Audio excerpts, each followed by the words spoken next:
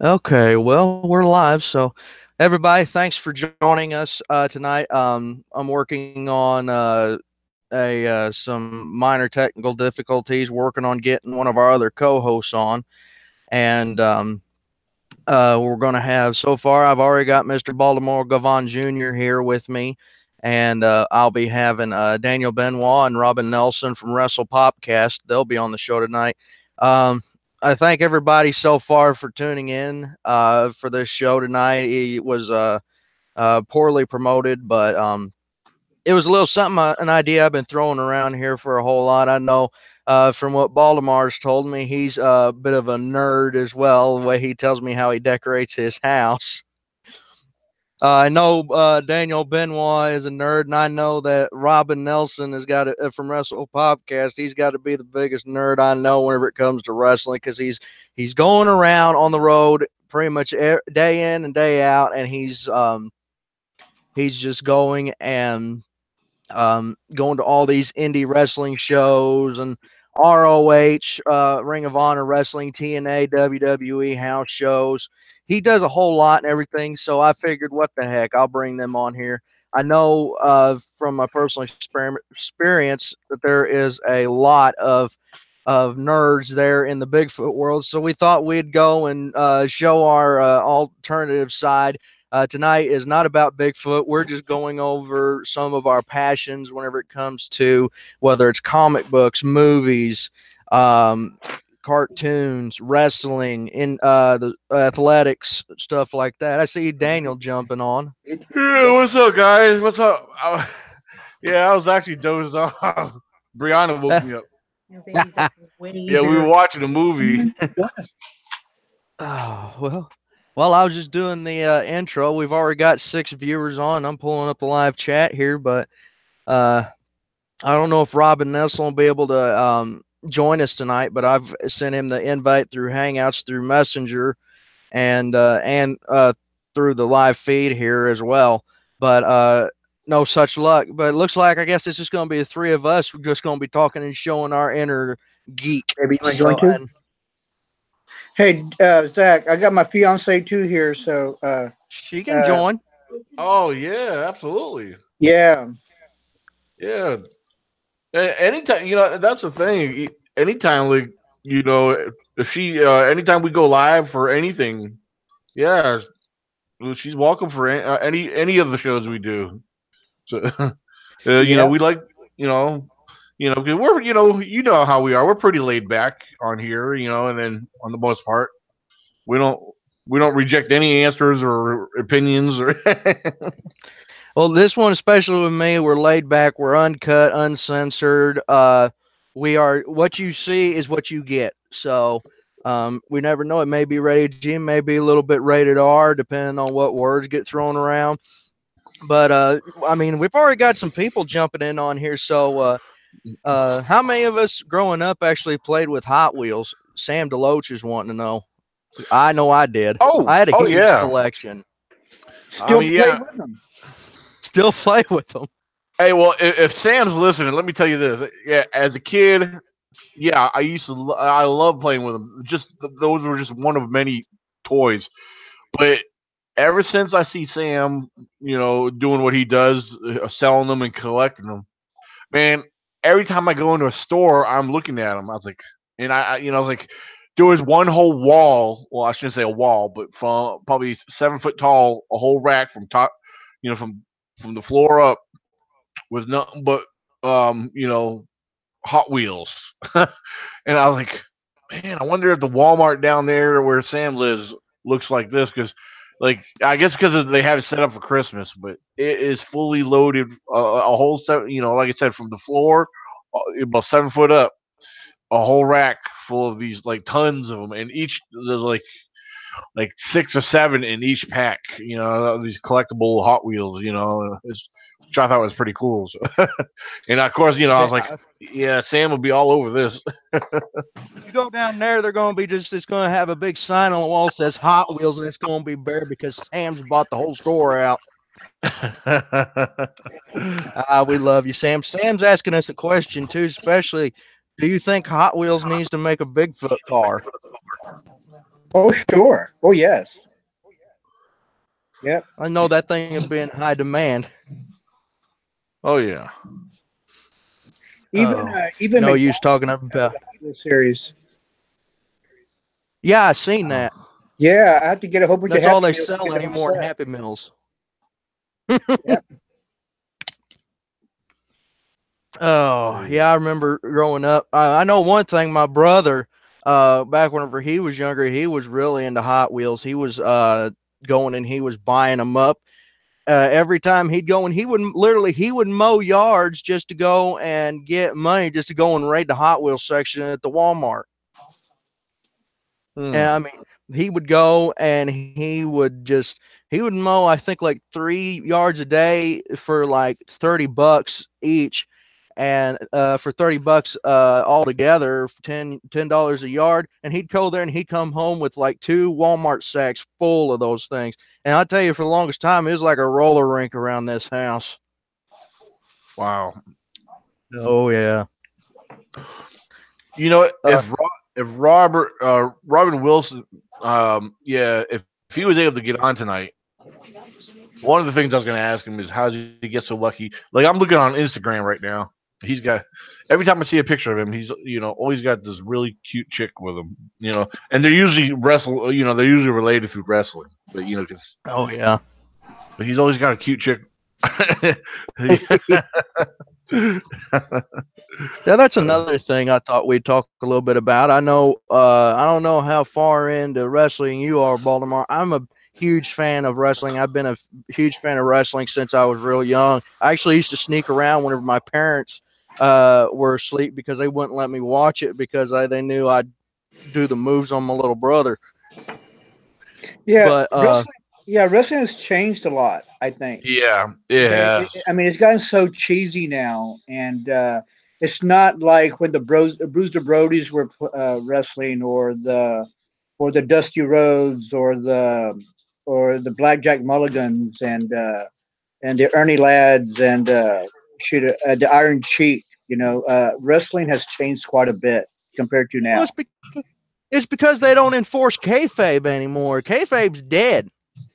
There's very few wrestlers out there that still live their gimmick inside and outside the ring. Yeah, Like, Jason Snake Roberts, for example. He was a good wrestler. You have your Triple H that's still wrestling, and the Undertaker. Those are the only ones that if they would wrestle, that's what I would watch. Yeah, But a lot of the new stuff coming up now is so is so fake looking. I know wrestling is fake, but now it basically makes it more obvious. oh yeah, yeah, you talk about how much wrestling is not like I blame it all on kayfabe going and just dying off as a dying art because back then, back in the 70s, like whenever Jerry Briscoe turned heel and Yeah. smashed Bruno Sammartino with the chair, there was people pulling knives on him trying to smash him over the head with beer bottles. There was mobs coming after him. There was one story I even heard on a podcast. I think it was a Stone Cold podcast, and Steve Austin was talking with somebody, and Jerry Briscoe, they chased him. The mob chased him to his car, and they flipped the car up on his side with him inside of it. Wow. That's back whenever wrestling was real and everything. It's real to the fans and everything. And then you had all these people coming out and showing you the moves and everything. That's back whenever wrestling was quote unquote real. And yeah. I mean, you'll still get some pretty stiff shots in there. I remember here, I think it was this year at the Royal Rumble, and it was Brock Lesnar, Braun Strowman, and Kane, and they were fighting in the main event right before the Royal Rumble for the Universal Championship. And right out the gate, Braun starts going after Brock, and he hits him low, and Brock takes the bump. And he comes up and hits him with a real stiff knee right to the side of Brock's head. Then Brock comes up and hits him in the gut and hits him with an uppercut and says, "Slow the F down." And you can see those blows connect just by the sweat flying off of them. I agree. I do believe that there is some real contact there. But yeah, along with what Baltimore was saying, I agree how truly has changed. Because wrestling, just like a lot of other sports, is supposed to be an entertaining sport. Boxing is supposed to be an entertaining sport, but it's real contact. It's a real sport with skill and and so forth. But yeah, wrestling has become a rehearsed entertainment show. Um, I would love to see them take it to where, hey, yeah, throw in the entertainment, throw in the joke, throw in the little side shows, and where somebody comes out when somebody calls somebody out and blah blah blah. But have it a real match. Don't rehearse it. Hey, because there's a lot of little hidden things that we're not going to see that they rehearse. It's like, okay, when I tap you, I'm putting you in a headlock and I'm taking you down. All those little things. Um, because I think that they turned it into an entertainment, more appealing to the younger people. Right. Kids love that. Which ain't nothing wrong with that, but it's just, I guess, as long as they keep things going the way they do. I mean, they're making millions, regardless of what they do. They're all laughing to the bank, regardless of who believes them or not. Well, So, like I was reading this thing today. Vince McMahon's supposed to be making an appearance Monday night after TLC pay-per-view this Monday night, because Baron Corbin, the quote-unquote general manager elect, is running that show in the ground. It's like they said about, I think it was 2 or 3 weeks ago on an episode of Raw, that it was the death nail and probably the worst Raw ever out of the year, because it's getting the same thing every week. You got the same 3 wrestlers coming out there and fighting every week. You got Finn Balor, Dolph Ziggler. You've got Braun Strowman's out because he had to have elbow surgery because he had bone spurs in his elbow. You got Bobby Lashley, Leo Rush, and Baron Corbin. They're the ones that basically run the show. And I'll be honest with you, I used to love the men's competition and everything, but now I'll go out and say it, the women's revolution with Sasha Banks, Bayley, Charlotte, and Becky Lynch and Ronda Rousey, they're the more entertaining out of the whole bunch. yeah, look at them. Can you play? Can you, yeah, they're very. Never mind. Hey, I'll be honest with you. They've really toned up the game for the women's revolution. They had an all women's Royal Rumble this year, right after the men's, and they said that thing drew a more viewing crowd than the men's Royal Rumble did. And then they had the all women's pay per view where they had Lita, Trish Stratus, Kelly, Maria Kanellis. So they all come back for fights, and especially Mickie James. She's just there for filler.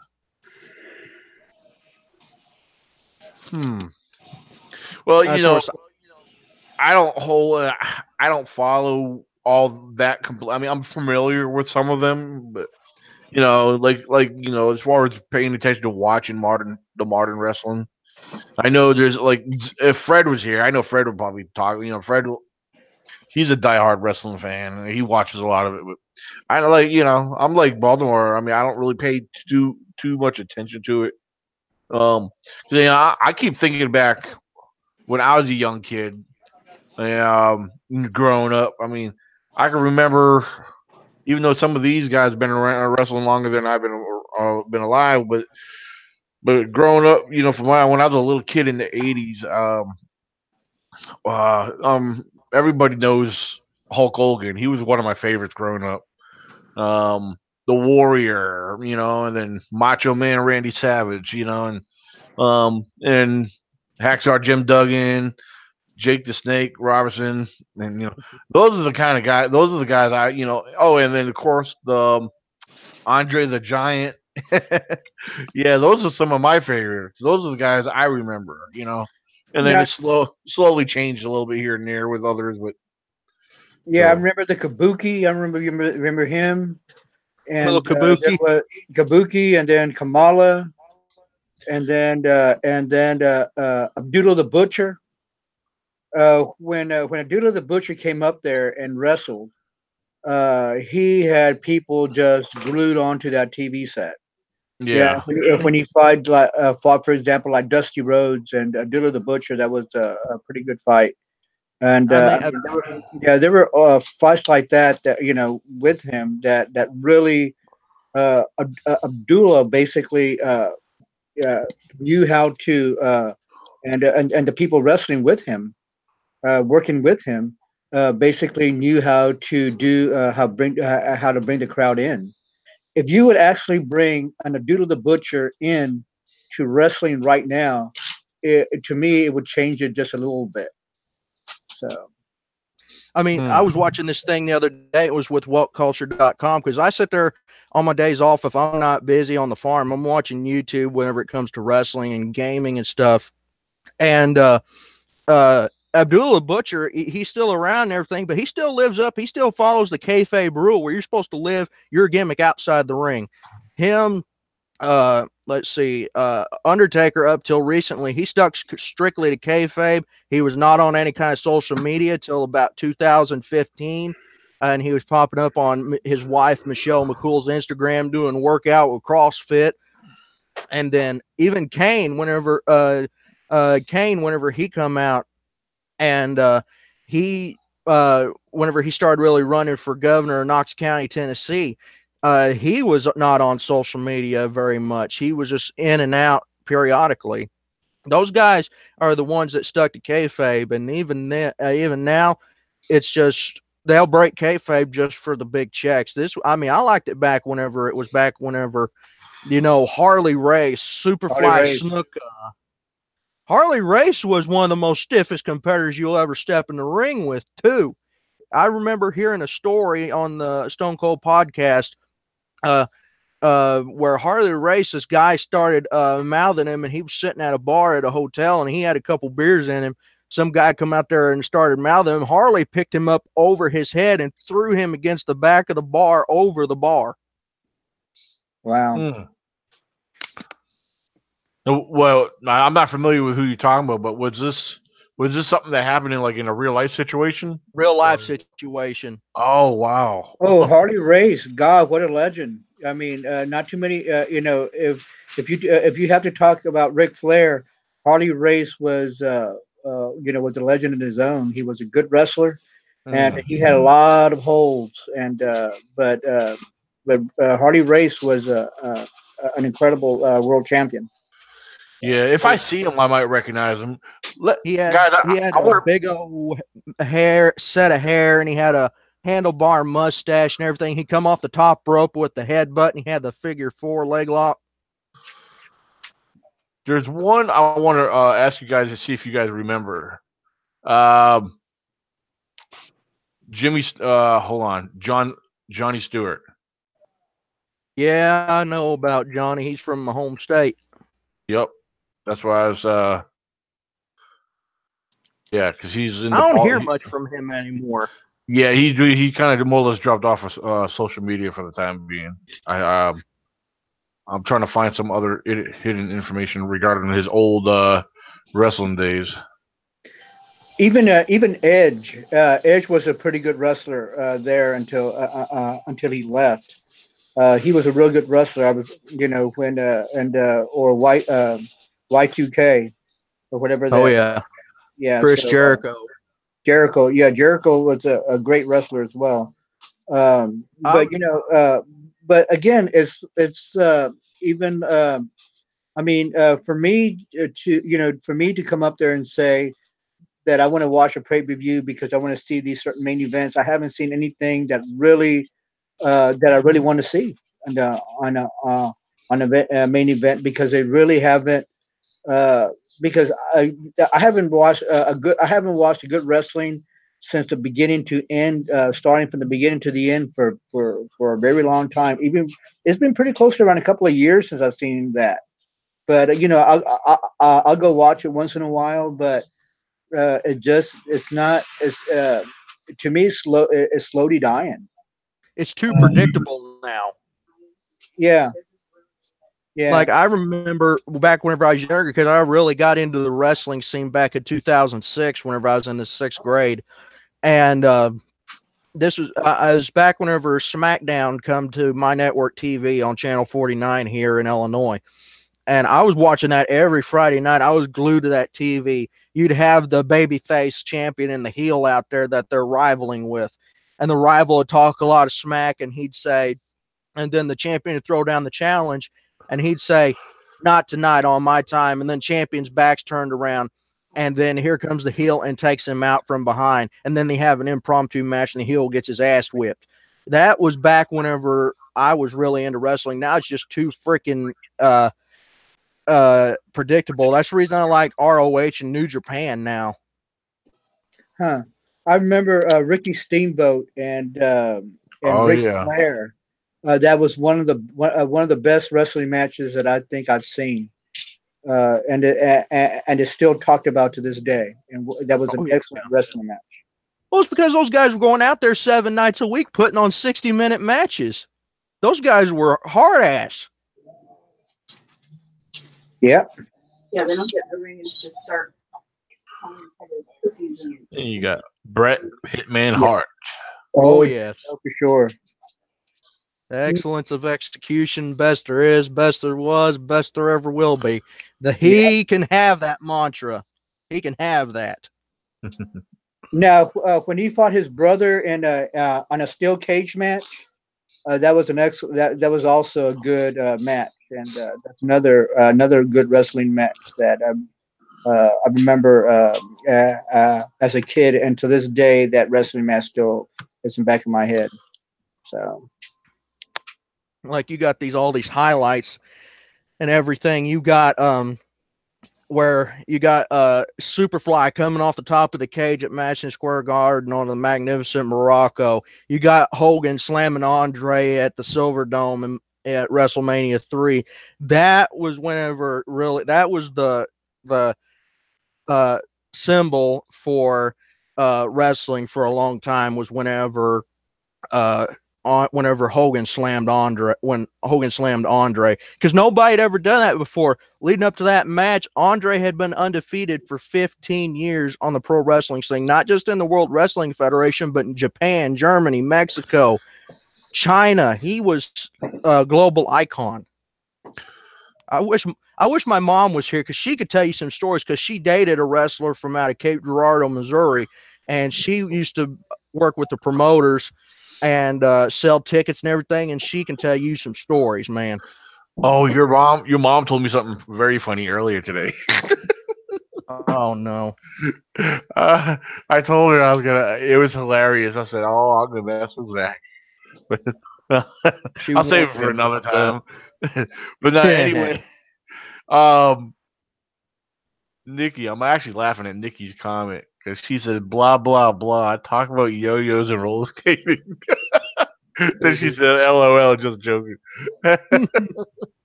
She's so funny. Well, I put in the description, give us something to talk about. And we're going to talk wrestling, I'm out. What'd she say, Baldy? If you're going to talk about wrestling, she's out. No, I mean, if you ask me any day, hands down, you ask me who the best professional wrestler has ever been, it's got to be Ric Flair. Ric Flair, he lived his gimmick. And especially, he'll tell you about it whenever he did. And they had the 30 for 30 interview on ESPN here this last year.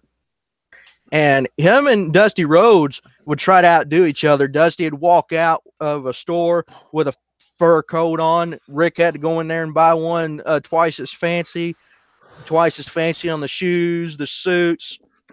I mean, and not only that, I remember watching. I've been watching a lot of his matches here lately. No one could lay down a knife edge chop like Ric Flair, and you could actually feel it through the television screen like Ric Flair could. Ric Flair was probably one of the most entertaining wrestlers of all time.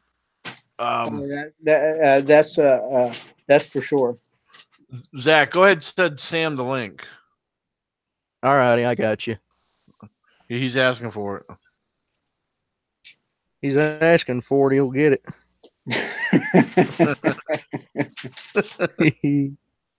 Working on it. But anyway, while I'm sending him the link, you boys keep on talking. He says, I'm gonna have to copy and paste it in an email to myself. Oh, if that was the case, we could have done that directly. If that's how he needs to get in. Oh, if he needs, But I'll tell you what. if he could do that, I mean, that's fine. Wow. Yeah, I mean, as long as if it works that way, because yeah, now, if it don't All work, right, I then just sent it to him. oh, okay. He says give him about 5 minutes to finish eating. So I got him. man, some people But eat late. Hey, let me change something a little bit about wrestling. Do something else. Do y'all put Disney stuff pictures on y'all's walls? Disney. Disney. I should. I don't. In where I live. Well, you've been in where I live. Yeah. I try not to put too much up here because landlords. I guess kind of funny about a few things, but I have a couple things I know. But nah, Disney stuff. I love Disney stuff. Don't get me wrong. Yeah. So I have a lanyard from Disney World that I collected from all Chip and Dale, different lanterns. And actually, Chip and Dale actually autographed it for me, and now I have it nice. hanging in my kitchen. And actually retired that. That's pretty cool. Yeah, and then man, I can't even tell you how much Disney stuff that we have in our dining room. So yeah, I remember you telling us about that. I remember we were sitting in there in the van waiting on you in Virginia, Daniel, and he's telling us all about all this stuff. He said, oh, I got one room all decorated up one way. I got another one, another genre. And I'm like, nerd. I'm sorry. My fiance loves Disney stuff. So we just, we just put everything together and stuff. And, no, we love our Harry Potter stuff. Yeah. Yeah, and even like for Christmas, we collect old Santa Clauses, old nice. Santa Clauses, and stuff like that that we actually put up all year. So, talking about Harry Potter, because my daughter, she loves Harry Potter and all that stuff, and Walmart, it looked so cool. Walmart had a lot of Harry Potter stuff, and they had the wand. They had a wand, Harry Potter's wand, and I really wanted to get it, just so she could have it. I mean, but it looks cool. Well, I'm going to show you. I'm going to show you my wand that I got. Yeah. Oh, okay. Yeah, and we actually went to Disney World, and so we actually went to Universal to the Harry Potter World at Universal, and I actually got myself my wand there, and so you probably got a real one that looks very authentic. I got the real McCoy, and it's actually in my dining room. And then I got Sirius Black's wand, and then my fiance got Hermione. No, I got McGonagall. Oh, she got McGonagall. Excuse me. And we actually got ours from. All right. I'm the big nerd. Baldy comes to nerddom as far as Disney and Harry Potter and all of this other stuff very late in life. Yeah. So when you go to the park, you go to Ollivander's and you get a bag like this when you buy your wands. Yeah. That's sweet. And then they come in these beautiful boxes. Yeah, just like they do, like you see in the movie, the way exactly. Yeah. And the whole shop looks just like in the movie. Oh man. Yeah. You ain't blowing stuff up in there like Harry did, are you? Yes, actually they do the ceremony and they pull somebody out of the audience and they have them do swish and flick and things blow up until they find just the right wand, and then they escort the child back and they get their wand. That is awesome. Jealous. Oh, yeah, it's an amazing place to go. Yeah, and their beer is great. Let me tell you, but they don't. There's a beer called Scaled Beer, which is yeah, but you don't have Budweiser stuff or Miller Lite stuff. They have everything made for the park, everything made for Harry Potter. That's pretty cool. Now this is Universal. That's is it what state? Florida. Yeah, the first one was in Florida. They have one out in California now too at Universal Parks there. Oh, okay. They went ahead and built another one. But it's interesting because J.K. Rowling was approached by Disney to begin with to build the theme park in Florida. And she told them that she had to have complete creative control. They would not be allowed to sell Coke products or Pepsi products or whatever in her section of the park, because when people walked into Hogsmeade, she wanted them to have the full experience of Hogsmeade, and Disney told her no. Well, Universal then came forward and approached her, and they told her, you can have whatever you want. We will do whatever you want. And that's why Universal has the parks. And of course, Disney's been kicking themselves ever since. Hey, Zach, I rode the 9 3/4 train. You rode the Hogwarts Express from platform 9 3/4. Yes. 9 3/4. Yeah. See, when I was around whenever Harry Potter come out in the early 2000s, but I was never allowed to watch it because my parents and I lived a very a sheltered life growing up. I was never allowed. My grandparents had to deal with that where they wouldn't let me watch because it had something to do with witchcraft. Right. And a lot of the churches still ban all of it. You're not allowed to talk about it. You're not allowed to watch it. Nothing. Right. And of course, my grandmother was Pentecostal, so that was a big no-no. And so I ended up having to sneak around whenever I was on vacation with my dad in Florida, and we had a little portable television that hooked up to a cigarette lighter, and it was a VHS tape. First movie I ever watched was Chamber of Secrets, and I was hooked by then. Oh yeah. Yeah. Watching all of them, you feel like you get connected to the characters, and watching them grow and everything. Of course, now they're all much older. But I know both me and Brianna, we got disappointed at the very last one though, because it's like, man, they should make one where they're adults and their kids are doing something, Well, yeah, that's where Cursed Child comes in, because it's about their kids going to Hogwarts for the first time. But Rowling has said over and over again that she will not write another in that universe. She just won't do it. She feels like it's over and it's done. But she gave them the blessing for Cursed Child, and it's okay. I mean, I've read it a couple of times, but because it's a play, I think you really need to see it to get the full impact of it. I mean, I like the storyline though. Huh. Now, one thing we have up here, I know my buddy Greg and his wife are always telling us about it. And right here in the town of Stanton, which, Stanton is probably about 20, it's only 25 minutes from me. But every so often throughout the year, there's a part of the town of Stanton where they turn a portion of the town into Harry Potter town. So yes, which is, I've been wanting to do that for to go visit and check that out. It's not only do they turn it into Harry Potter town, that people dress according to character, which is awesome. So I try to say, hey Sam. Howdy. Hey Sam. Can you hear me?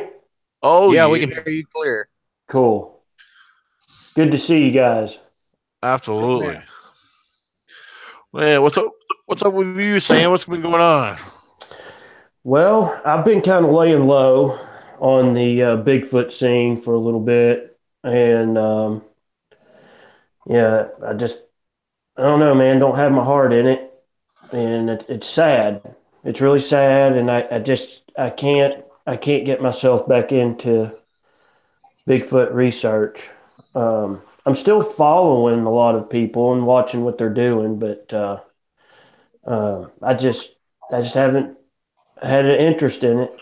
I know it's just a combination of a lot of things that's happened to me. I mean, It's just, you know. Yeah. Anyways, I know we're not talking about Bigfoot, but anyways, Well, we Yeah, can here in a little bit. Yeah, I was wanting you to talk about because you were going ape shit in the chat about your Hot Wheels. We want to hear about your Hot Wheels, bro. oh wait, wait. yeah, for sure. Before, But I wanted to let you know on the wrestling thing that I've been to a couple matches. I went to one in '86 and watched the Million Dollar Man, Ted DiBiase, and he had a bodyguard at that time. And I remember him wrestling Hulk Hogan. It was the first time I'd ever got to ride on the subway, which I thought was really cool. So I remember it very well. And then the second wrestling match, I went and saw Kevin Nash in Johnson City, Tennessee, Big Daddy Kevin Nash. And he, if I remember correctly, he's from a place called Mountain City, Tennessee. And then Kane, everybody knows Kane, he's the mayor of Knoxville. And then just right over the hill is Ricky Morton's wrestling school. Ricky Morton was part of the Rock and Roll Express Right. back in the day, and of course he's gotten an age now, but he's got a pretty good school, you know, people. So, but Hot Wheels wise, yeah, that's where my passion is. I've I've been collecting and selling Hot Wheels for many years, way before Bigfoot, and I just landed another big one tonight. And I mean, I just love doing it. Love it. yeah, What's your collection set at? Do what? How big's your collection now at an estimate? It's not really big, man. You wouldn't believe it. My NASCAR collection is actually bigger than the Hot Wheel collection. And yeah, reason being on that is back when me and my wife got together in the late 90s, racing was still huge. It was huge. It was right before Earnhardt died. So, you know, and that's what my boys like. They like going to Bristol Motor Speedway, and because it's just right down the road too, man. I'm blessed to have that right down the road. It's not like it used to be, but Hot Wheels wise, I sell more than I actually collect on that end. So yeah, it's not that big. I got like 3 totes full. Yeah, I like watching when you post stuff. Like man, like it's maybe a new item you had obtained or acquired that you bring to your table to sell and stuff like that, or that you're just adding to your collection. Yeah, you get some pretty cool stuff there, man. Yeah, I do, and I'm blessed to get the stuff I get. But in turn, I don't sell my stuff at eBay prices. It's a lot cheaper, and because of doing that, I think I make more money, and the customers, for one, don't have to go through eBay, but they get it right there in their hand. But yeah, I mean, it's that page has grown too, just like the old Macro page did, and I had to leave that. So you know, um, but the diecast page it's growing. I mean, it's really getting there. So you do have an online site to where people could go online and order or buy from you online through the eBay or. Yeah, I got a few things on eBay, but after you get all the eBay, after they get their cut and everything, and you get knocked down, because somebody's always counter offering you. Hell, I'd just rather go to the, local flea market. Yeah, I do a lot of private sales too. I mean, one of the biggest Hot Wheels collector in the world just lives right down the street. He actually has 2 houses full. And when I say full, and they're not displayed, he's what we call an addict. So if he doesn't buy Hot Wheels or some kind of diecast every day, he physically gets sick. And he has an addiction. And I mean, of course, I feed off of that because, I mean, more, he just buys a lot more stuff. But it's unreal. It's unreal. Wow. It's crazy, guys. It's crazy. It sure is. The good thing is about dealing in Hot Wheels and this kind of stuff, wrestling figures, Zach. I don't have to deal with drama like the Nice. Bigfoot community does. Like that last picture dude put on there of I don't know what the heck it was, but it was not a Bigfoot. I mean, shit. It was the camera was 3 feet off of the ground, blurry movement photo, and there's comments on there claiming it's the best photo since the Patty film. I mean, that's what gets me is it's come to this that it just blows my mind. It just blows my mind, man. Yeah, I know. I know. Yeah, the one you're talking about. Yeah, I know we're all pretty familiar with that one. Yeah, I mean, it's just crazy that people can claim that's the best Bigfoot photo they've seen. I'm about to get heated. That they're claiming. I mean, it's just nuts, man. It just there's no facial features. So its back's turned to us. It could be a number of things. It could be a number of things. Exactly, Daniel. It could be a number of things. Well, I know. Me and you, Sam, we agree on a lot of certain things. But looking at this, when we have a picture, nobody, I don't care who you are in the Bigfoot world, but when it comes down to any picture, and we're guessing at what it could be. I know, like that's exactly what we were doing on the one night, and it's like, well, it looks like it could be this because the camera was only set so high. Well, we all know that saying, when in doubt, throw it out, right? Well, why? I mean, that's the thing. Why I know it's almost fun to guess and try to figure something out, but regardless of who says what, it's not going to prove it to be either way. So, technically, we are wasting our time with stuff like that, Yeah, I mean, where's the before and after picture? It's just that simple of a question. Right. Bingo. It's same thing with, well, you got one footprint. Well, and I can understand if it's a hard surface, maybe on the side of the road or something like that. But if you're out in the middle of the forest and you find one print, I mean, there's got to be more somewhere up in a line. That creature's walking somewhere. Right. It's like, I don't know. Unless he's playing hopscotch. Yeah. I more than anybody would want to, and I'm not discounting anybody's, sightings or anything like that at all. Right. I'm discounting this picture. I mean, it's just the way I see it. Oh, one thing I wanted to say when you first came on, the way you have your goatee with like your mustache right now, I swear you're a spitting image of my sister's ex-husband. Oh Lord. Yeah, they're divorced right now, but Lord, divorced. But you look directly. I don't have no pictures of him, but you look just like him. My oldest sister, Melanie's ex-husband. Yeah.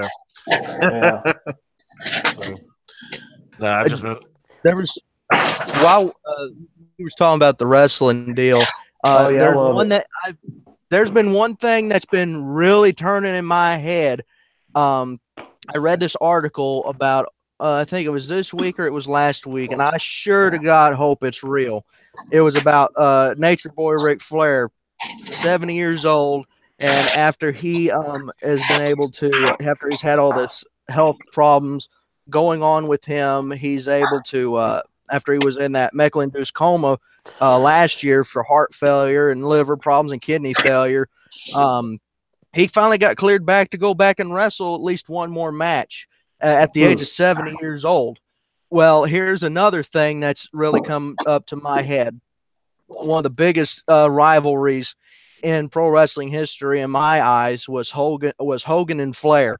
Hogan just got reinstated back in the WWE and in the Hall of Fame in light of the recent scandal with him that led to the court case and the racial slur and all that stuff.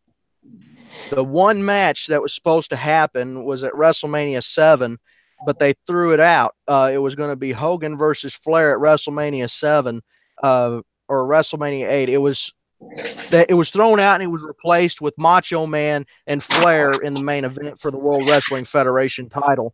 But it was originally supposed to be Hogan and Flair. Hogan has been given one more match as a going away match for him. What if it's him and Flair at this coming WrestleMania to finally put an end to that rivalry? That would sell out the box office right there. Hold on a minute. Let me get this from what you just said. So Hogan's supposed to be on the ticket at the next WrestleMania? He's supposed to be making an appearance from what I've been hearing through the grapevine. And he's been talking, and they've been talking about giving him one more match. It was from Bleacher Report and all those sites, and especially with WWE, that he's supposed to get one match to signify that he's going into retirement permanently. And now Ric Flair has been cleared to wrestle one more match at the age of 70 years old. Yeah, really. Flair's not in the best of shape, but I can still see him go. I've seen him go against the likes of Mick Foley, Jay Lethal, and Total Nonstop Action Wrestling, the former, the now current Impact Wrestling that's on Pop TV. I remember that. Remember, he could still go against even the biggest of guys, and he could sell it and make it look good.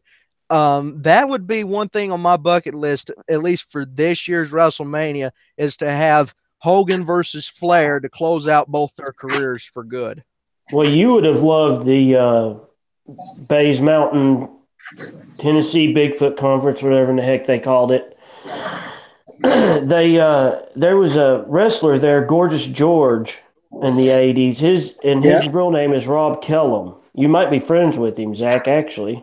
Papa Stro Maestro. Papa Stro Maestro, yeah. So I've done two little deals with him, and then of course I was supposed to. I thought I was in this last Bigfoot conference, but guess not. All right. I don't know. But that was always going to be one of my things I was hoping for this year's WrestleMania. I mean, I know undoubtedly it's going to be, because I know Reigns is going to be out for a while because he's battling leukemia again. And for some reason, they put the strap back on Brock Lesnar, who's a part-timer, who's not. He wrestled only 6 matches this last year in title defenses, and it was all at pay-per-views. And he only come back to go and just wrestle like a 5-minute match, throw a guy around, hit an F5, and leave. So I'm going to predict now in 2019 who your next superstar in WWE will be. Conor McGregor. I'm hoping so, dude. Yeah, because dude, he's finished with. He's rich, man. You know, he's finished with UFC after that last bout with that Russian. Yep. Hey guys, my daughter's being shy and goofy right now, but she did want to say hello to everybody. What's up, girl? Hey, Bray. She's just standing here smiling, laughing, being her shy self. Man, last time I saw her was in Ohio. Oh, wow. Yeah, that's right. Yep. Yeah. So I think she's about the same age as your daughter. I think. How old is your daughter? 16. Oh, okay. Brianna's 17. So. Yeah. I remember she was a year older. Y'all going back to Ohio this year? Anybody? Nobody likes Mark DeWorth like me. I think he's a POS. I don't care to say it. Yeah, I can't afford to right now, to be honest with you, with everything I got going on. So biggest deal for me, I got the ECBRO conference this year and my conference, and then that's it. Exactly. I'm definitely going to come this year, Daniel, to your conference. I hate I didn't get to make it this past year, but yeah, man, I'm looking forward to coming up there. I'd say Bill will have his next documentary movie thing out. Yeah, Bigfoot, whatever he's making. Yeah, there's something. I don't know if my boy Greg Corbin's got into contact with him. Greg's supposed to talk to him. Yeah. Because me and Greg were discussing about having Bill up there for something a little bit totally different. Something where Greg came up with an awesome idea, which I don't want to discuss it, just in case things don't follow through. Yeah. But yeah, Greg has been presenting some really good ideas, and things that, we want to try if all possible. But the main thing is right now that he agrees with right now is let's let's try to get sponsors in there, get the funds in there to cover what we need, and then we'll go from there. And then we could plan better and more accordingly. So, but what are you doing, Brianna? I No, can she's hear like her. she's ducking her head down right next to the laptop screen. Oh, look at herself. What? Oh, Has anybody watched the new Off the Richter? No, Dude, I haven't. the Christmas one.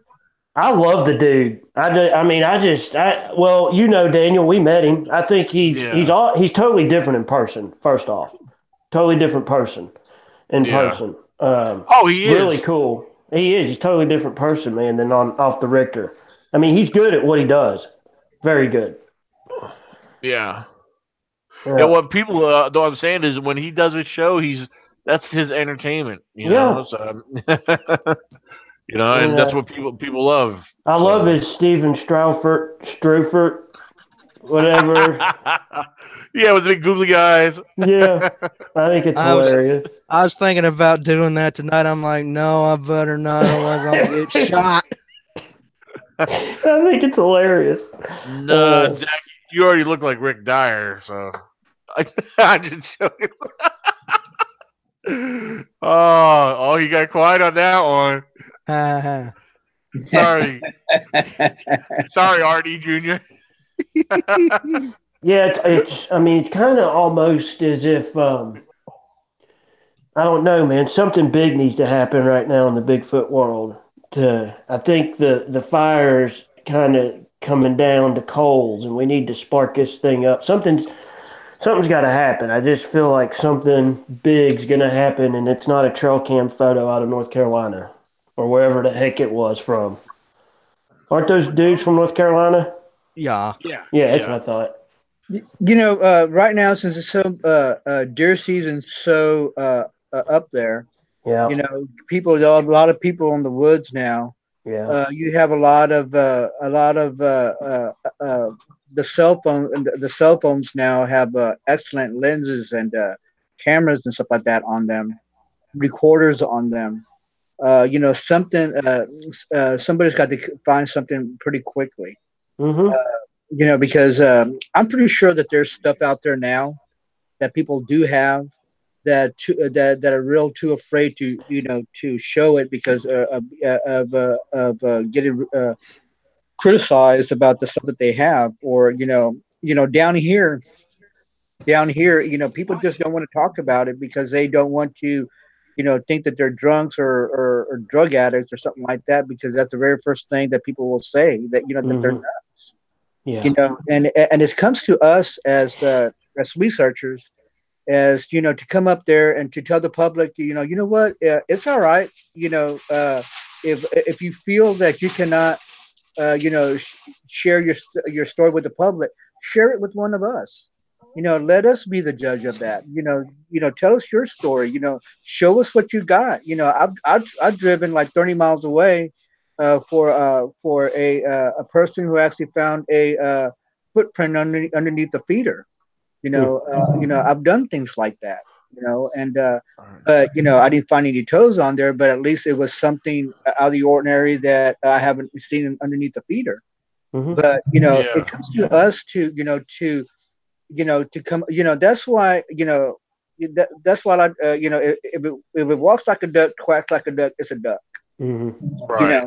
You know, but there's some people, you know, if it barks like a dog and it waggles like a duck, you know, it's not, you know, it's something else, you know. But it comes to us as researchers that are really good in our field, and not to be hoaxing anything like that, or you know, to come up there and find something, goes, well, that's not a Bigfoot, that's totally something else. You know, to work on our credibilities. You know, and like that, the public can actually come up to us and, you know, have trust in us and confide in us of actually what they have. Oh yeah. Because somebody out there has somebody out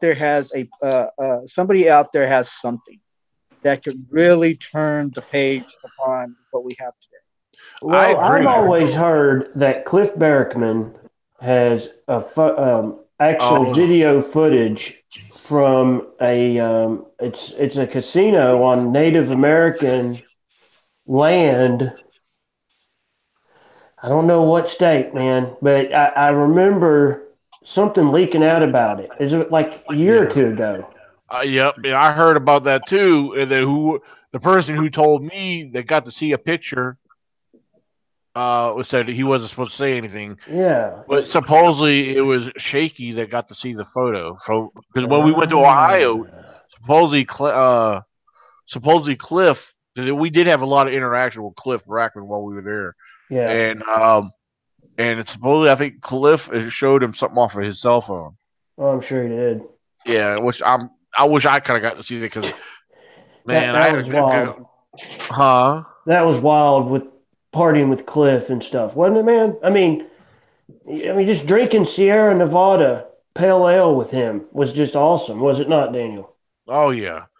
I remember there was two different times I've had like two one-on-one discussions with him. One was a little longer than the other, but a whole different scene when the vendors and the speakers were cleaning up one evening. Me and Brianna were walking through the room where they were doing that, and briefly we were chit chatting with Cliff real quick, and I remember this was funny, and so Brianna decided to ask Cliff a couple questions, and one of them was, "Where's Renee and Matt?" And and then Cliff he like leans in towards Brianna and says, "They weren't invited." That's probably true. Yeah. Nobody likes Matt. Yeah, I found that hilarious. Yeah. So that was pretty good stuff right there, though. What, Brianna? It's if anything about the Ohio Bigfoot Conference, you know what, Daniel? I think, and you'll probably agree with me. It's not. Yeah, you get to meet Dr. Meldrum and all those people, but you have way more fun with when we were just hanging out. Right. That was, oh, dude, it was just so much fun. It was a blast. Yeah, I mean, and that's the thing, and that's why I think why a lot of people enjoyed my first event because everything it was open floor. Everybody they got to experience everything together.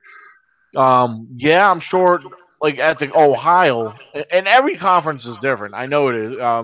But I've observed a lot, just from hearing from others about the Ohio conference, and then going there and seeing for yourself. Right. Well, they have a separate private room where everybody goes into. They're paid ticket people, the people who bought their tickets, the VIPs or whatever they are, and they paid $40-$50 to go in there and sit down. I don't charge them. My fee was a lot smaller. Yeah, but I mean, the whole thing is, Daniel, and you'll agree. I mean, why the heck pay $50 to go in there and hear him speak when you can talk to him for 15 minutes one-on-one? Yep. Well, look how long, at no charge. Yeah, look how long Jeff Meldrum hung around with us. Yep. We were at least a good 20, 30. I mean, yeah, because he was talking to everybody, and he was talking to all of us. He was answering our questions. He was very smooth and just so laid back with us, which I was blown away. The problem with Dr. Meldrum is every other word is some word you don't know because he's so like.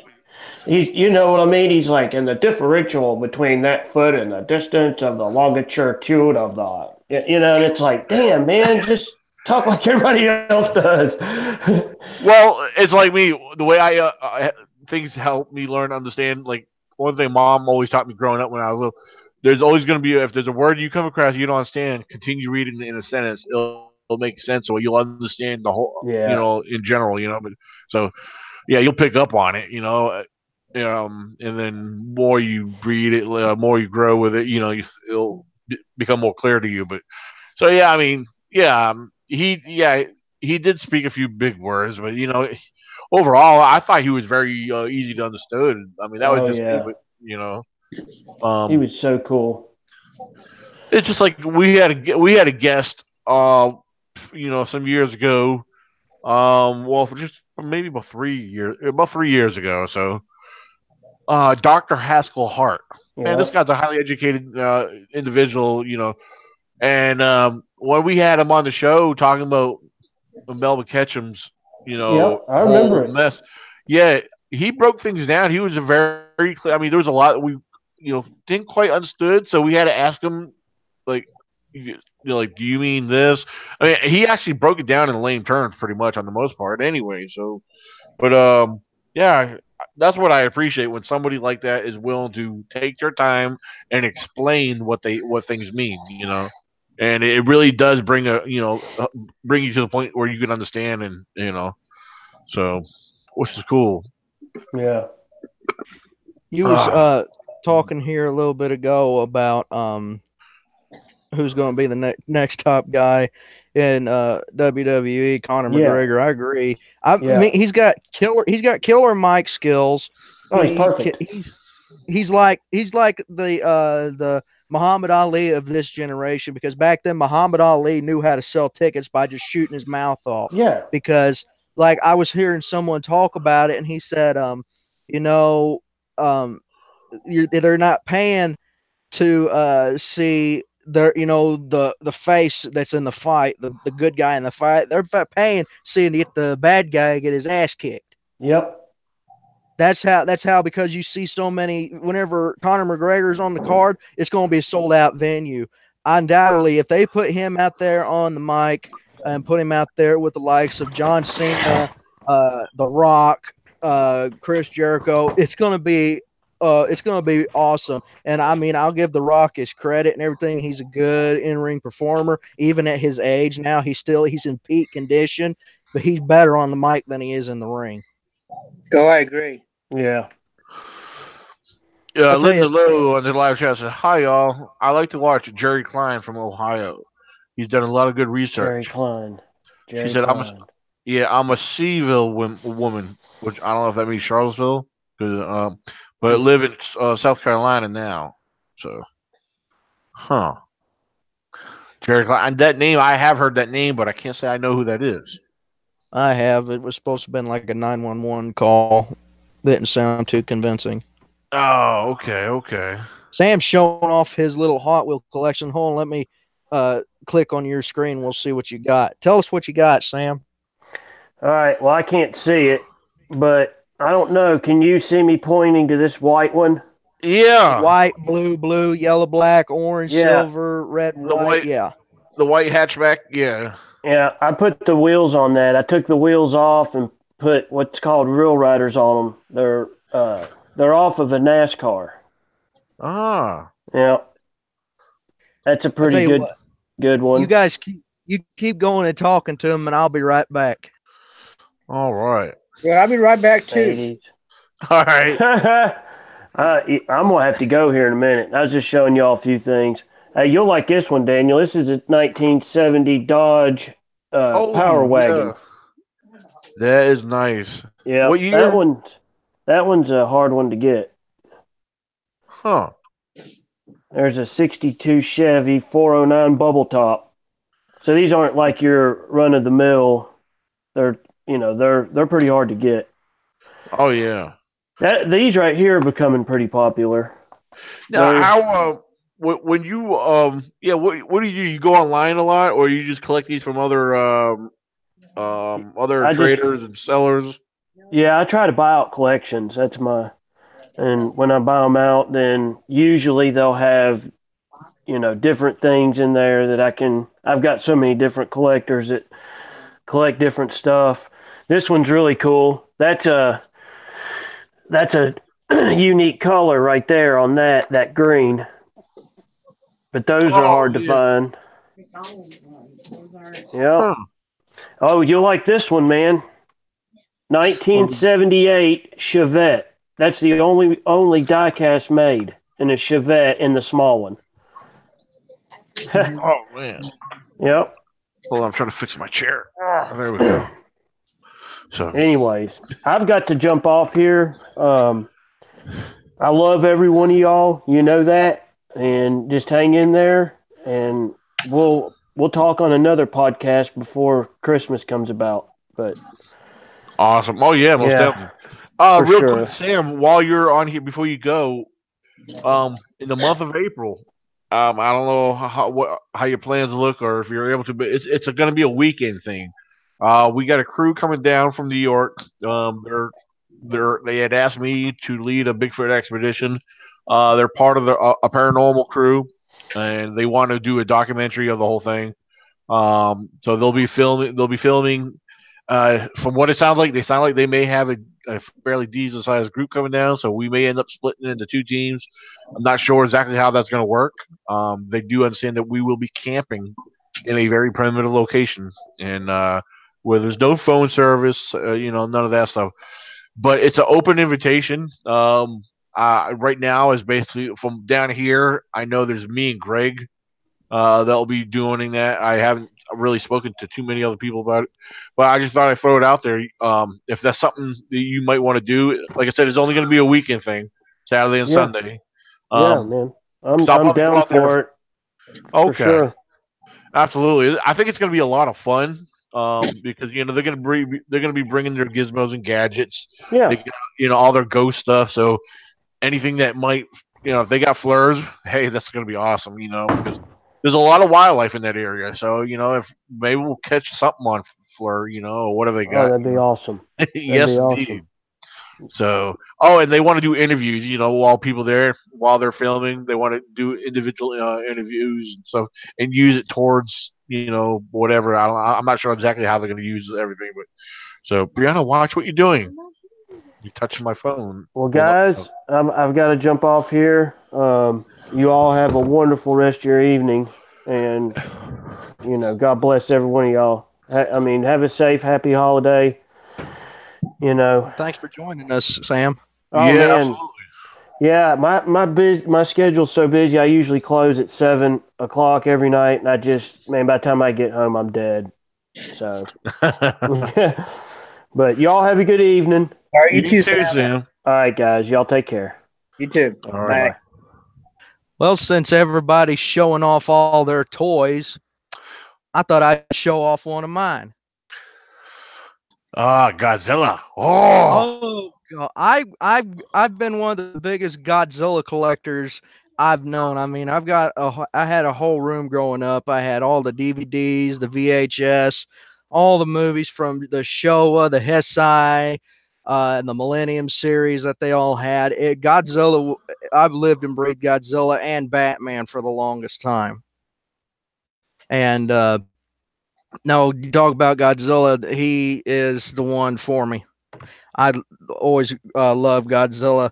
And I know one thing, the latest movie that's coming out here this next year, Godzilla King of the Monsters, is coming out in May 2019. I know me and Daniel was talking about it. And Baldemar, I don't know if you've seen any of the trailers, but it's looking to be a pretty good movie, to be honest with you. Yeah, I seen the trailer myself. I thought it looked pretty cool too. King of the Monsters. Yeah. And then in 2020, they're supposed to be coming out with King Kong versus Godzilla. The Kong from Kong Skull Island is supposed to be facing off against the. Oh wow! Yeah. So they're doing all the old. They're redoing all the old originals. So that's pretty cool. Basically, yeah. First there was Godzilla 2004 that they did to commemorate the 60-year anniversary of the 1954 film from Toho, Gojira. And they did that one. It made into such a big success that they come out with Kong Skull Island. They come out with the Pacific Rim series, which was freaking awesome. Yeah, I just bought. That's one of the DVDs. I don't know when we'll watch it, but yeah, we seen the first one. We want to see the second one. But I just picked that movie up today. It was in the $3 box at Walmart. Well, Pacific Rim Uprising, the second one, is kind of but that's just me. I'm real critical of my movies. Yeah. But while we are talking about movies, Daniel, you wanted to talk about the new Creed movie coming out. Well, I'll tell you what. Yeah. First of all, we own the first one, and I watched it multiple times, and I'm glad they kept Rocky Balboa involved, and I like the way I like how they threw the twist in there. There's that connection, and it's like feels like a family connection there, and the way they bond, and but as far as the new Creed coming out, I don't even know where to start. It just seems. I don't know. I'll just say I know it's going to be awesome because here they are bringing in one of Rocky's the son of Rocky's former opponent, and where there was some serious beef involved because not only was it Rocky's former opponent, it was the father. Well, it was the father or the son. I don't know how to word this. I'm getting messed up here. Son of Apollo Creed versus the son of Ivan Drago. Yeah, the man who killed Creed's father. There we go. That's how I want to say it. Yeah, because if you remember in Drago,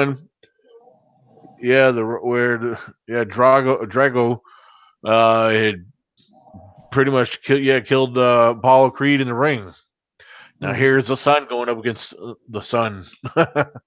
There's going to be a lot of pressure right there. It just in the movie, just I don't even know the words I want. I can't even find the words I want to use. Just thinking about it, but it's going to be good.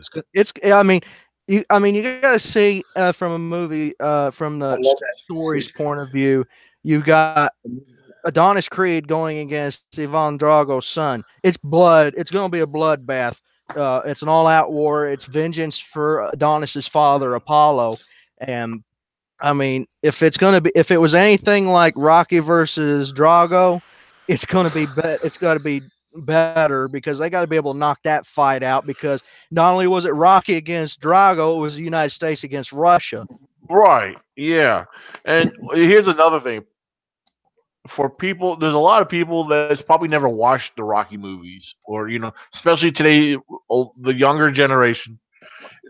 They might see this movie and think it's cool, but I think it's a different cool and a different respect if you've been following and grew up watching all the original series, and from because I believe it's like it's like a new chapter in the Rocky Balboa series.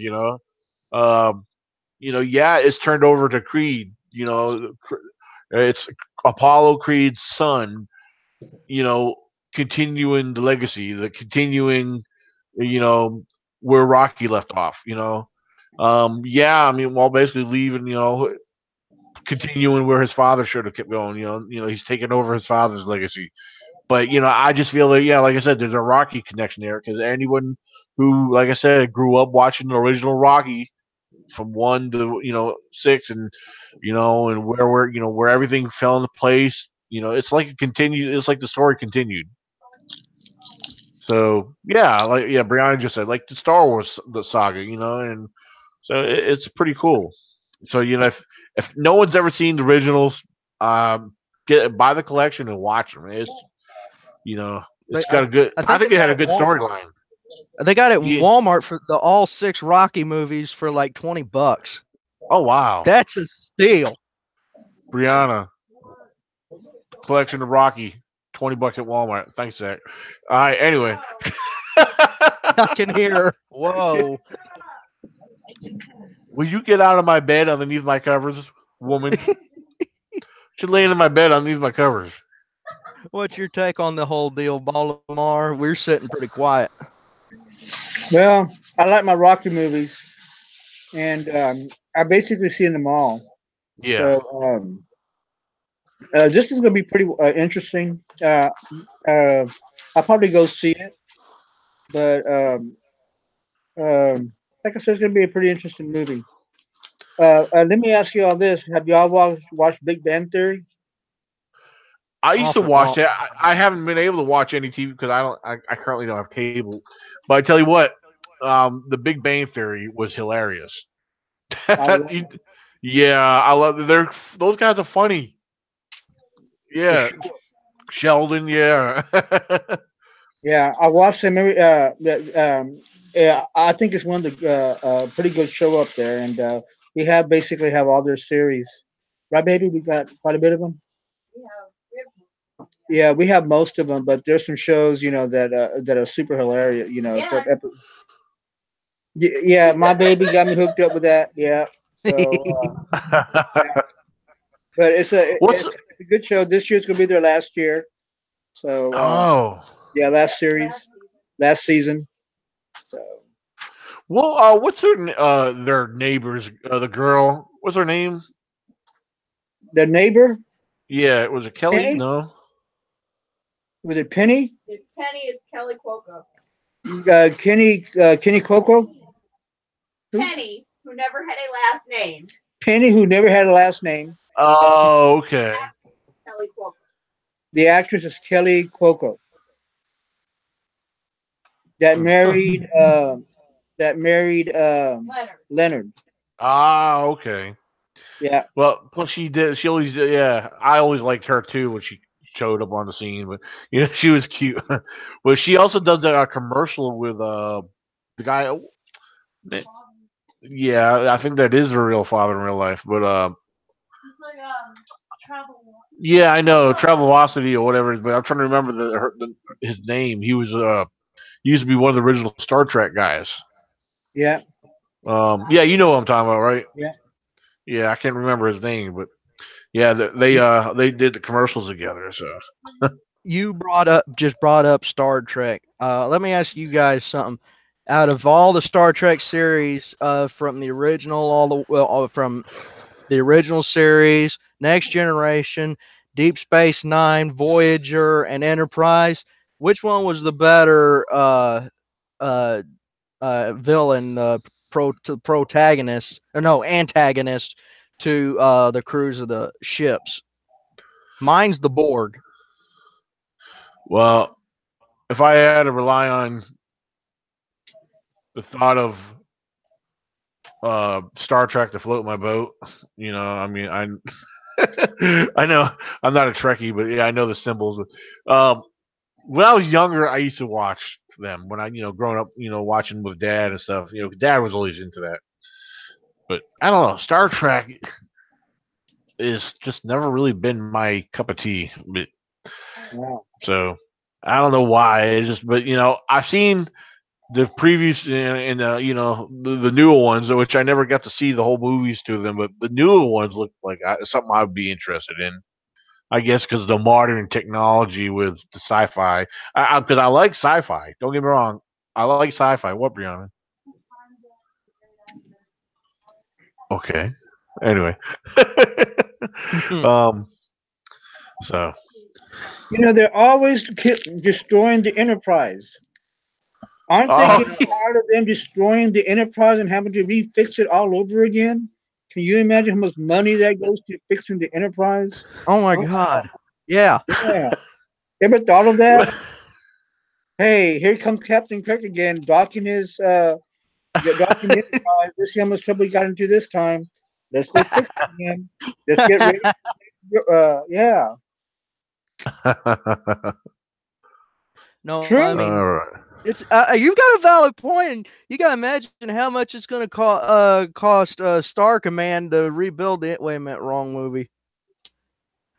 I'm thinking Toy Story now. Oh my goodness. Yeah, No, I mean, look at this last time. I mean, the last Star Trek movie. He did a lot of damage to that ship. we brought it down right in the middle of the city. Yeah, and look, and they lost, and this ship was damaged quite a bit. How did they make it home? You know, Scotty beamed them somewhere. MacGyver that thing. Give me duct tape and a paper clip. and I'm going looking at this stuff up here, going, man. I mean, even the new Star Trek, the new Star Trek series, and how are you going to explain that you lost all these crew members out there, and then having to come back and get some more people? Who wants to volunteer? I wouldn't. I'd say no, thanks. I'll just die here. Yeah, I mean, I love the new Spock. I love the new Captain Kirk. I think they and the other the new cast, but the old cast, there's nothing. The old cast is very hard to beat. Oh, definitely. Yeah, for You sure. can't. You can't. match Leonard Nimoy's voice. You can't screw with DeForest Kelly's sarcasm. You can't mess with Scotty's accent. Right. They cannot duplicate those three things in my mind. The voice of Spock, the sarcasm of Bones, and Scotty's accent. There's no way you can go and recreate those three things. People come close, but it's not. No cigar. No cigar. Yeah. I wonder if any. I wonder if any of your people watching the show has any questions about that. Any I don't comments? know. So we'll see here a second. What do you got, Dan? Well, right now, just mainly on the live chat, it's mainly just Nikki and Brittany. Yeah, I don't know who else.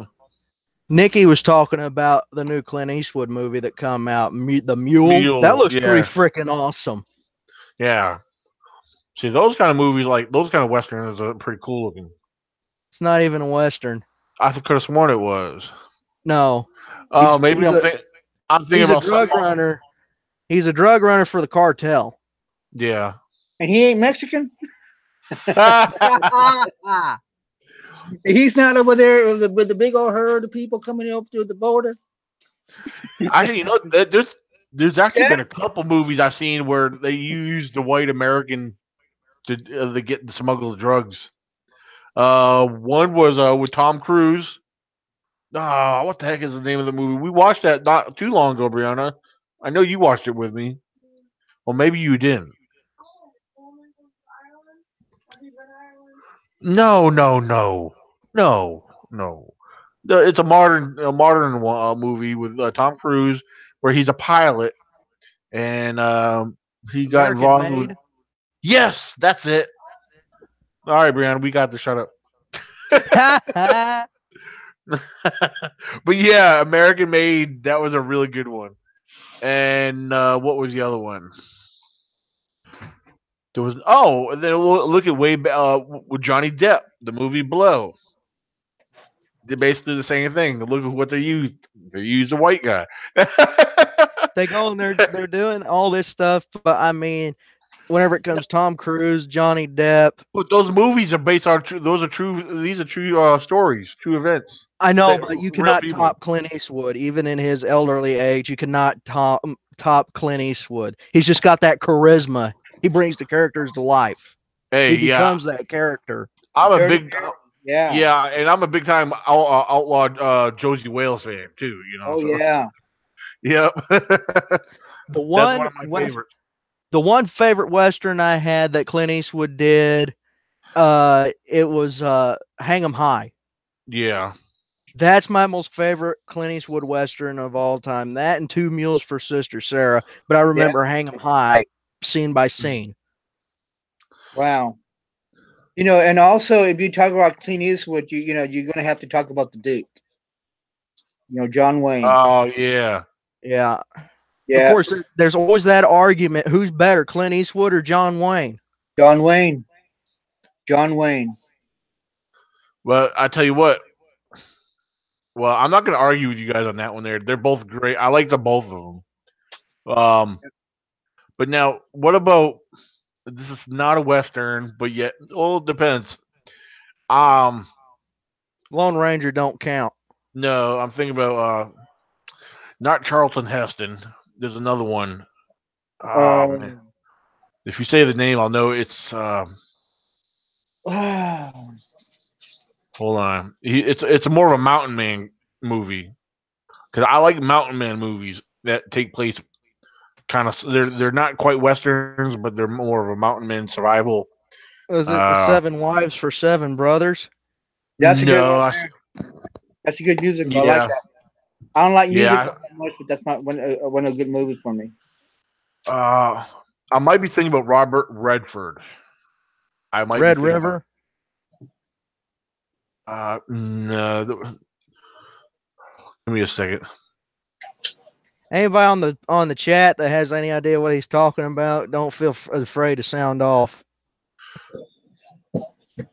Robert Redford. I'm trying to think of the movie he's been in. Charles Bronson?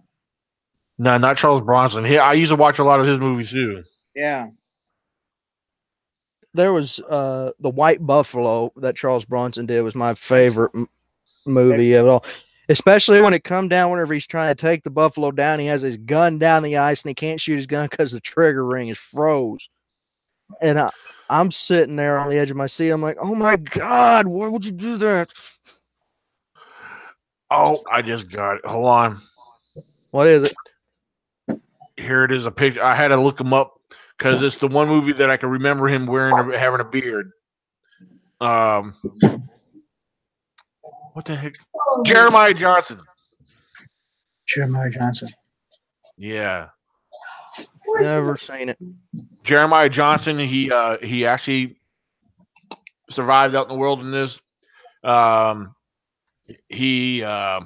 There was, I know he had a lot of dealings with the Indians, and there was some Indians that befriended him, and I know he ended up taking a woman and a child along, and Oh yeah, the bad Indians end up attacking, and the Indian girl and the boy both got killed, and then he took it. He went on a kind of a killing spree for revenge because he really fell in love with her, and he got really attached to the boy. So, but that was a good movie though. It had a good story to it. So, yeah, Jeremiah Johnson. Yeah, Zach, have you never seen that? If you get a chance, I'm gonna watch it. You're gonna like that movie. It's a real good movie. You ever watched The Waltons? No, I watched Little House on the Prairie, never The Waltons. Never watched The Waltons? Oh man, you need to watch The Waltons. Yeah, because if you know the characters from The Waltons, Grandpa Walton in there, he appears in this. So I mean, you wouldn't, if you don't know who he is, you wouldn't recognize him. But he's got a big old beard in this movie too. There was one Western movie that was out with Kenny Rogers, and it was in the Gambler series. I think it was Luck of the Draw. Whenever he had all the old television Western stars in it. I mean, he had Chuck Connors, the rifleman. He had the guy that played Bart Maverick from Maverick. He had Cheyenne Bodie in there. He had Bat Masterson, Wyatt Earp, Billy the Kid. Those were all. That was one of my first favorite Westerns I remember growing up. There's another movie I'm trying to think about too. I'm going to try to describe it the best I can. You guys might know it, or it's an older movie where, all right, this guy shows up where he finds this arrow in the woods, and he takes it to an archaeologist. Dog Soldiers. Yes, that's it. Mm-hmm. My father was telling me about this for a specific reason, and because my father brought it up to me. He's like, Daniel, do you remember that movie? I know I was probably real little when I watched it, but he was describing it to me. I said, why does that sound familiar? And he says, and then he explained it to me. There was a reason why he explained it to me. There was a scene in there that because it was a modern time, but it was a tribe of Indians that were still living. But they stayed very elusive. They stayed hidden. Even though it was modern times, they didn't want to, you know how most Native Americans, over a period of time, they modernized with everybody, but they stayed primitive, and they remained hidden. They were like a lost tribe. And because the girl recognized the arrow that belongs to such and such tribe, and that was believed to be, no longer existent. But it was a tribe that still practiced, so but that was a very good movie. Yep, that was a good movie. So yeah, there was one other one that was good too. Quigley Down Under. Oh yeah. I want that rifle so bad. Man. I mean, Crazy Cora. one of my favorite westerns would have to be like Fort Apache with John Wayne in it. That was a pretty good one. I also like McClintock, also from John Wayne's movies. Mm-hmm. Even the newer versions like Tombstone, that was an amazing movie as well. Oh yeah, yes. Yeah, Tombstone is my life. I can quote Tombstone by heart. Yeah, I've seen both. I've seen Tombstone and what's the other one? They're both the same, basically the same characters in it. Let me think. Tombstone. Um, Unforgiven, maybe. I might be. Yeah, Yeah. Unforgiven is another good movie. I mean, was it Hackman? The pet sheriff. Oh yeah, Gene Hackman. Yeah, Yeah, yeah. Gene Hackman. I thought he was excellent. You know, Yeah. I like my Hackman also, and I liked him in Mississippi Burning. Okay. Yep. Yeah, he's also a good actor. So yeah. Yeah, and the other one with related to Tombstone is the Wyatt Earp movie that had the same lineup of characters. Wow. Yeah, with you got Doc Holliday, so Yeah, Doc Holliday, he was a badass. you cannot beat Val Kilmer's portrayal of Doc Holliday. Hands you down, can't. I don't care. Say what? I mean, you can't. He played an excellent Doc Holliday. I mean, it's just by his Southern gentleman accent he brought into that role. He portrayed how Doc Holliday would have had whenever he had tuberculosis and everything, the party night, the gambling life, and everything. I mean, Doc Holliday is one of my most favorite Western characters of all time in history, even. And I do a lot of research on him and Wyatt Earp and everything. You talk about a badass crew. Now, what was your favorite scene in the movie? I'll be your Huckleberry. Yeah, the showdown between him and Ringo. That was Yep. Carol Blanton on the live chat said Val was the best. Do you know where Doc Holliday was from? Doc Holliday was from Georgia. She says Denison, Texas. No, he was from. I read up on his biography here not too long ago, and it said he studied dentist. He went to dental school in Georgia, and then he got diagnosed with tuberculosis. So he come out west and took up that extravagant lifestyle that Val Kilmer portrayed in Tombstone. And he ended up dying in a sanitarium in I think it was Denver, Colorado, at the age of like 36. Oh, place of birth. Yep, you're right. Griffin, Georgia. I just looked it up. I pulled it up. Said the birthplace of Doc Holliday is Griffin, Georgia. And the thing is, in the movies, they portray Doc Holliday as this guy that would kill a man that looks him cross-eyed and everything. But in actual history reports, Doc Holliday only killed 2 people. Are you serious? I'm dead serious. Well, he was definitely a sharpshooter. Well, he was quick with it. He was quick on the draw, but he'd rather talk it out than shoot a man. Right. And that's the same thing like with Wyatt Earp. I've been a fan of Wyatt Earp. I actually made a pilgrimage to Dodge City about 13 years ago because I was a big Wyatt Earp fan and Matt Masterson fan, and I made a pilgrimage to Dodge City, and they said it's true that Wyatt Earp he only killed less than 6, 7, 8 men, not counting on the Vendetta ride, which in the movie of Tombstone it shows where they kill almost like 24 men when really in only like 3 weeks time they only killed 7 cowboys. Yeah, but keep in mind it's a Hollywood movie too. It's a movie, right?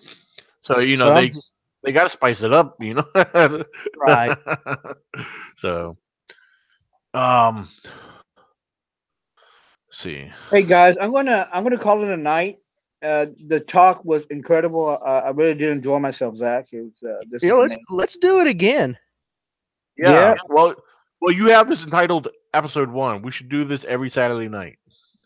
Yeah, that'd be good and everything. We could do like podcasts on your channel, like on Thursdays or Fridays, do my show, and then we close out with Geek-Squatch every weekend. Yeah, because Friday nights I want to try to get into doing what we normally do, like open discussion or discuss certain things, or even having a guest on, like I did the other night. So that's right. Good. Yeah, that's awesome plan, dude. Yeah, I juggled this idea around for a while, and I thought it wouldn't go, but I mean, with such a good response we had on a live chat and everything, I was nervous as hell. And But we had a pretty good time. We got to let our inner nerd out, man. All right, Zach. I'll see you all later. Have a good night. Tell you what, real quick before you go, I want to read off this question, and perhaps you could fill this lady in on some information. She's asking, when y'all coming to Texas and look for Bigfoot? Love to show y'all. Well, Baltimore's already in Texas. That's why I wanted to bring it up. Yeah, I wanted to bring it up so Carol can look you up, Baldemar. Where's Carol from? Carol, where are you from, Carol? She looks like she's from Denison, Texas, wherever that is. Where's that at? No, I think she was referring to. Yeah, Carol, we're asking what part of Texas are you from? Because Baldemar is from Texas. I'm from B County. I don't Beaumont. No, it's Besumont. Besumont. No, it says Southeast Texas. Southeast. Yeah, because she said it's the town is called Besumont. Okay. Ask her what's the biggest city close to it. Yeah. Yeah, she said I said it. She said I said it. I pronounced it right. Besumont. Oh no, it is Beaumont. She misspelled Beaumont. It. Okay. That's way up there in the east. Oh, okay. Yeah, that's pretty close to Louisiana. Okay. That's 9 hours away. Oh, wow. Yeah, Bigfoot moved a little bit further south. You love that. Yeah, there you go, Carol. Bigfoot's down where Baldemar is. By Lake Charles, she said. So yes. Interstate 10. 9 hours. Wow, that's a good Texas ride. Is a big state. Yeah, sure is, ain't it? Yep. So, all right. Well, there you go. Carol, feel free to look Baldemar up on Facebook if you have any questions or anything you want to share with him. You can find him as Baldemar Galvan Jr. So, well, there you go. I wanted to throw that. I know you're getting ready to get off here. I just want to throw that out there. All right. Good night, guys. It was great. Everyone have a good night. Sounds good. Sounds good. Thank you very much, Baldemar. All right. Bye-bye. Yeah. Well, I just got a message. Grady's going to be jumping on to help us close out. He's the one that's all about video games and athletics and everything, because he's the star basketball player for Crab Orchard High School. And not only that, he's all about baseball. And he's actually one of the guys I coached. And what'd you say? What? Oh, no, I didn't say nothing. Oh, I thought you was going to get ready to say something. Oh, no. What? What? Yeah, at the moment. So, but I tell you what. I was just saying. What you gonna say, Bob? I think they're saying good night on the live chat. I think some people getting ready to leave. So. Yeah, well, we still got like 5 viewers on. So. I tell you what. I'll just let Grady know he can jump on with us next week, and we'll call it a night. But as always, guys, thanks everybody for turning out for the first episode of Geek-Squatch. You know, we've had such an awesome night geeking out with you guys.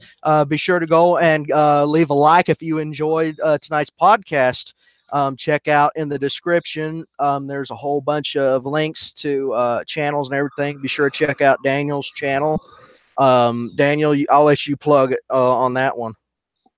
All right, yeah. For those who are new into this channel, check out Bigfoot Zone with ECBRO in parentheses. Check out the videos, subscribe, and be sure we will be going live on Friday nights, or approximately around 9 p.m. Eastern Standard Time, 8 p.m. Central Time. We go live for an open discussion talking about Bigfoot, and we do get into talking about other various cryptids at times, and it does get interesting. And we like to talk about reports and information and share across the board.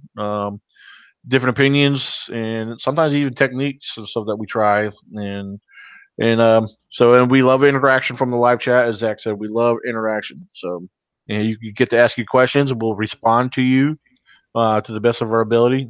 So and don't forget, please feel free to visit the website virginiabigfootcon.com because our second annual event is taking place June 29th and June 30th in Waynesboro, Virginia. So again, June 29th and June 30th in Waynesboro, Virginia. All the information you need is found in the website, virginiabigfootcon.com. Get your tickets now because the early bird tickets end January 1st.